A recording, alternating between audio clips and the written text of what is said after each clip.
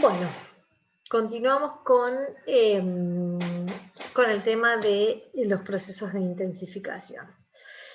Bien, una de las grandes preguntas que nos hacemos es cuáles son las causas por las que se genera la intensificación. Y bueno, como hablamos al principio, algunos que están más enfocados a entender si son causas internas dentro de una sociedad o externas. Cuando hablamos de causas internas, hablamos de si se da por coyunturas sociales y políticas. Y cuando hablamos de causas externas, normalmente pensamos en si se da la intensificación por causas de cambios ambientales o por causas de procesos demográficos también, ¿no? Entonces ahora vamos a hablar un poquito de algunos casos paradigmáticos en América. Hay muchos trabajos sobre intensificación, es un fenómeno que se da en muchos lugares y se ha estudiado enormemente en América y en Europa también. Pero bueno, vamos a hablar de un par de casos paradigmáticos como la costa noroccidental de Estados Unidos y el caso de la región pampeana, de la cuenca inferior del río Colorado, con el trabajo de Stoessel y Martínez, y en el caso de la costa noroeste tienen el trabajo de Ames. En el trabajo de Martínez, ustedes, como yo les comenté, léanlo con bastante atención y primero que nada porque van a ver un desarrollo teórico de explicaciones en relación a procesos de intensificación en cazadores-recolectores y se focaliza en este caso, como van a ver acá, en la cuenca inferior del río Colorado, y ellos analizan algunos sitios arqueológicos que tienen la posibilidad de comparar cronologías previas a lo que sería el proceso de intensificación en el área y con cronologías posteriores a dicho proceso. Vean, presten atención a las tablas, a los gráficos, y en este caso los que yo les quería que prestáramos atención, fíjense en esta tablita, tenemos en estas columnas conjuntos de los momentos previos al proceso de intensificación, es lo que ellos llaman el Holoceno tardío inicial, entre 3000 y 1000 años antes del presente, y conjuntos, estos dos sitios, San Antonio y el Tigre, que son momentos donde habría habido una intensificación de recursos. Fíjense, bueno, acá tienen la lista, la lista taxonómica de la fauna que encuentran en este sitio, y vamos a comparar el número de taxones, el número de especies.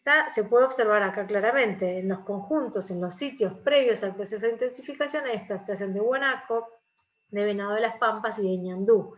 En cambio, o sea, tenemos un N-taxa de 3 y de 1 en cada uno de estos sitios. En cambio, en los conjuntos durante el proceso de intensificación o posterior al proceso de intensificación, se observa un incremento de las taxas explotadas. Fíjense que pasamos en este sitio, en estos de tener 3 o un taxón, a tener 6 y 13. Hay una incorporación de una gran cantidad y diversidad de taxones, tanto terrestres como acuáticos, ya lo van a ver. Y acá lo pueden ver también en esta gráfica, en donde comparan dos índices que no vamos a profundizar acá, pero en términos generales significa qué cantidad se han consumido de artiodáctilos, es decir, guanaco y venado de las pampas, y qué cantidad se han consumido de peces. Y fíjense cómo en los conjuntos más tempranos, donde no había intensificación, hay una mayoría de artiodáctilos y casi nada de peces, o nada de peces en estos casos, y en los conjuntos más tardíos hay un gran énfasis en peces y una disminución en la cantidad de artiodáctilos consumidos. Es decir, se incorporaron recursos de menor ranking, ¿se acuerdan cuando hablamos del ranking de recursos? Porque los peces están posicionados en un puesto más bajo del ranking, y se amplió, se diversificó y se amplió la dieta en esta área de la región pampeana. Otro de las variables, fíjense que también le prestan atención a las variables taxonómicas y las cuestiones de preservación, que también es importante e interesante. Y en el caso de la costa noroccidental de Estados Unidos, hay muchos trabajos en relación con esto, y el trabajo de Ames es interesante porque nos va a hablar de los distintos modelos de la ecología evolutiva, distintos modelos teóricos que pueden ser un poquito complejos, pero presten la atención a las preguntas que él hace y a las reflexiones que él hace. Él básicamente, y es interesante que menciona que la intensificación es más que más comida, no solo significa más comida para más gente, sino que tiene un montón de implicancias sociales y políticas. Bueno, y las preguntas que nos deberemos hacer es, ¿cómo es que se produce más comida? ¿Qué sucede con eso luego? ¿Se almacena o no se almacena? ¿Hay jerarquías? ¿Se desarrollan jerarquías? Nos hacemos preguntas como un poco más de complejidad social en este trabajo de Ames. ¿Y por qué se produce la intensificación? En casos como el de la costa noroccidental, en donde, ya vamos a ver, está demostrado que no se observa una disminución de los recursos o una depresión de los recursos o un cambio importante en la disponibilidad de recursos. Ya vamos a ver. Para los que no hayan leído nada en otras materias en relación a estos grupos de cazadores-recolectores, son muy interesantes y muy famosos la literatura norteamericana. Bueno, básicamente son muy admirados por el arte que tienen y han sido casos paradigmáticos de muchos estudios sobre cazadores-recolectores complejos. Son una sociedad básicamente sedentaria, que se ubican en esta parte, en la Columbia Británica, en el estado de Washington, entre Canadá y Estados Unidos, y también en la isla de Vancouver. Toda esta área es muy rica en recursos, tanto terrestres como marinos, como acuáticos, y bueno, tienen decenas y centenas de artículos relacionados con estos grupos. Desde hace más de 10.000 años se registra que hay abundancia de recursos en esta zona, una gran diversidad de animales explotados, entonces nos preguntamos cómo es la intensificación en este caso, aumentando la intensidad de la explotación de algunos de los recursos. Se observa que hay estructuras habitacionales, que hay construcción de grandes canoas, y hacia el 4500 antes del presente hay herramientas propicias para esta construcción de canoas. O sea, justo antes de los comienzos del Holoceno tardío, donde se observa ya procesos de intensificación en esta región. Hay un trabajo que anteriormente teníamos en el programa, pero que ahora se lo sacamos porque era muy complejo en términos zooarqueológicos, tenía un desarrollo zooarqueológico un poquito complicado y no tenía sentido, pero es interesante que ellas, estas dos autoras, Butler y Campbell, mencionan que normalmente en este área es muy llamativa la explotación y el consumo de salmones, y también el ahumado de los salmones y el consumo diferido de salmones y el almacenamiento. Que esta explotación ha dado pie en parte a la complejización de estos cazadores-recolectores y a diferenciaciones sociales. No lo vamos a tratar aquí.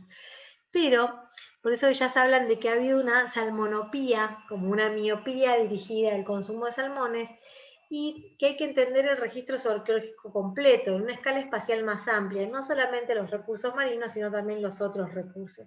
Y algo de esto retoma también Ames, si bien este trabajo es posterior al de Ames también lo menciona y lo va a hablar y tratar en su artículo. Entonces, en este área no hay evidencia de depresión de recursos, no hay una disminución de los ungulados, como pasa en California o acá mismo en el centro este argentino.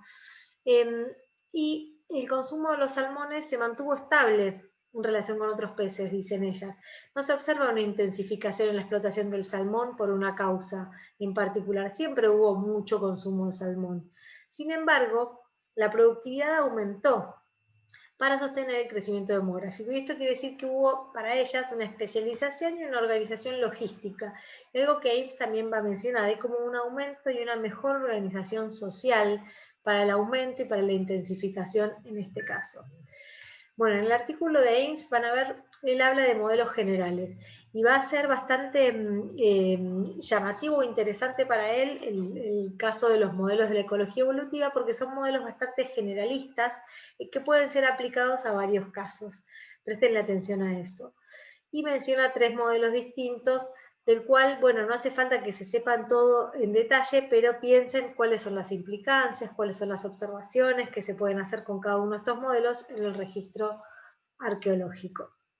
Prestenle atención a las tablas, como él tabula, esta es una manera muy sintética y muy buena de ver cuáles son los procesos generales de un concepto de intensificación y las posibles observaciones que podrían haberse dado o se pueden dar en la costa noroeste de Norteamérica. Esta tabla también es interesante que le presten atención cuáles son los procesos generales y cuáles son las estrategias posibles que pueden observarse en el registro de la costa noroccidental. En síntesis, Ames nos dice que prestemos atención a ambos lados de la ecuación, no solamente a la parte de la producción de alimentos, sino qué significa la intensificación y qué implicancias tiene, no solamente en relación con la producción de recursos alimenticios. La intensificación incluye reorganización del trabajo que puede ser difícil de discernir en el registro arqueológico, pero por eso piensa en que los modelos generales son más útiles y son útiles para ser aplicados en distintos contextos.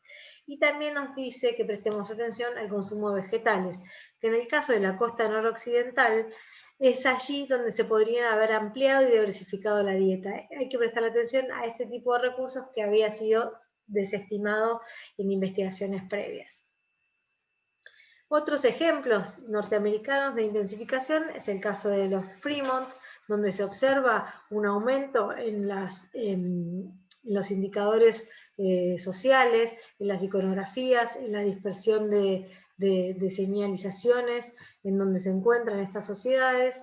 Incorporación, se observa en los momentos de intensificación, mejoras tecnológicas, la incorporación del arco y la flecha, asociadas a un aumento demográfico, y en este caso sí, en la depresión del guanaco, no me confundí, no me acuerdo de qué ungulado, en este momento, de qué arqueodáctilo, pero no se trata de guanaco porque no hay guanacos en esta parte de América. Pero ¿a qué voy? Que en este caso, a diferencia de lo que ocurre con el ejemplo de la costa noroccidental, es que aquí sí se basan en recursos terrestres y hay una depresión en el recurso mejor rankeado y una amplitud de la dieta hacia otros recursos. Vemos acá en este ejemplo, en el momento, cómo varía el índice de arteodáctila en los distintos momentos. Antes de los Fremont, de la época Fremont, hay una gran cantidad de consumo de arteodáctila y luego baja, hay una disminución y bueno, luego puede haber un rebote, mejor dicho, pero bueno, es un ejemplo más de algo similar a lo que se observa también en Sacramento Valley y también en el centro-este argentino. En el caso del sur de la provincia de Mendoza, también se observó que, prestemos atención a lo que en esta diapositiva dice el Holoceno tardío, que luego de los 2000 años o a partir de los 2000 años se observa un aumento demográfico, donde hay saturación del espacio o ocupación de todas las áreas y donde habría habido una disminución del recurso guanaco, junto con una disminución en la movilidad residencial, y se observa entonces una intensificación en la explotación de los recursos. Esto lo han planteado, miren, en este caso tenemos una diapositiva, una filmina, en donde se observa como ejemplo el aumento de la demografía. Esto está hecho en función con un programa estadístico y fechados radiocarbónicos. Esta curva lo que nos está mostrando es que a partir de los 2000 años antes del presente se observa un aumento en la demografía, un aumento en la cantidad de fechados radiocarbónicos, y en este caso, en este trabajo que ya tiene más de 10 años, lo que los autores estaban proponiendo es que ha habido una disminución en la cantidad de arteodáctilos y un aumento en la diversidad de especies faunísticas explotadas. Y acá baja, fíjense, estos son los 2000 años y acá también 2000 años. Entonces, al mismo tiempo que se observa una disminución del guanaco, hay un aumento en la diversidad de taxones, lo que llevó a los autores a plantear, siguiendo el modelo de amplitud de la dieta, la incorporación de nuevos recursos. Algo similar a lo observado en Fremont, que yo les marcaba en esta diapositiva. Que aquí hay una disminución de los recursos de los arteodáctilos y que conllevó a un aumento en la dieta y una incorporación de otros recursos consumidos. Bueno, con estos ejemplos que podrán profundizar cuando se vuelquen a la bibliografía sugerida, espero que les haya quedado más o menos claro el concepto de intensificación, y bueno, si no cualquier cosa, siempre están las clases de consulta para que nos puedan preguntar lo que sea necesario. Bueno, muchas gracias por su atención.